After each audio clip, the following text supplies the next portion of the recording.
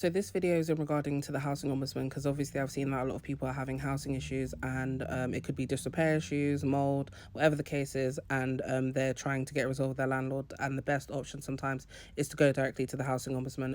But bear in mind when you do go to the housing ombudsman, you will still need to file a complaint with your landlord directly. It's always better to have it in writing. So they say that you have to do two forms of stages in regards to the complaint. The first stage is when you, I would assume, write into them. They have to acknowledge it within 5 working days, and then they need to provide a response within 10 working days of the date of acknowledgement that it's been sent out. The stage two that they mention here is that if you've escalated it, and let's say you're not satisfied with the stage one outcome that they've given you in writing or verbal or text message, whatever the case is, you can escalate it to a stage two. They will then need to acknowledge that within 5 working days and then provide your response within 20 working days. There are terms and conditions that do apply with this as well. So sometimes the timescale that the landlord has been given can be expanded as well, if they are basically doing a disrepair issue or whatever issue you have raised with them. Let's say that they need additional time to get that resolved so it doesn't get to a further stage.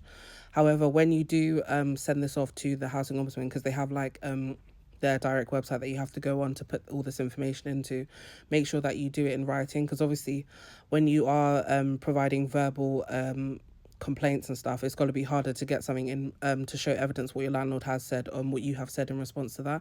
So either via text message, depending if it's a casual thing. If not, maybe provide it in an email so that no one can dispute anything that's been said or done. In order for you to raise this issue with the housing ombudsman as well, your landlord has to have a membership with the housing ombudsman scheme as well, and this includes tenants that have secure, well, obviously you can read all the list here with the tenants that have secured, assured, or assured short hold tenancies with a member landlord, leasehold, shared ownership, and those who have a license or other arrangements to occupy a residential property directly with a member landlord. In regards to the housing ombudsman, they can't take on complaints of people that own their own home as well, as you can see listed here. Those that pay rent to a landlord or the use of the non-residential space, for instance, a garage, parking space, whatever, and those who are squatting without a legal relationship, a lodger or family member staying with the tenant and not listed as a tenant on the tenancy agreement as well. When you are filing a complaint with the housing ombudsman, please do bear in mind that it can take.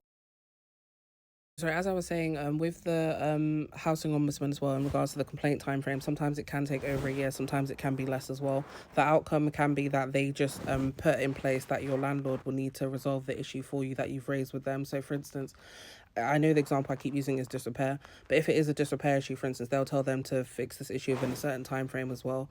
Or it may not even be a certain time frame that they the end goal in order to close the case is for your landlord to fix the disrepair issue, and also maybe provide some compensation. Compensation isn't always a guarantee in these situations as well. Sometimes they may just say that the landlord, if there is other issues that has been resolved, and the landlord is also able to upload evidence as well to the portal, along with you uploading evidence as well directly to them as well.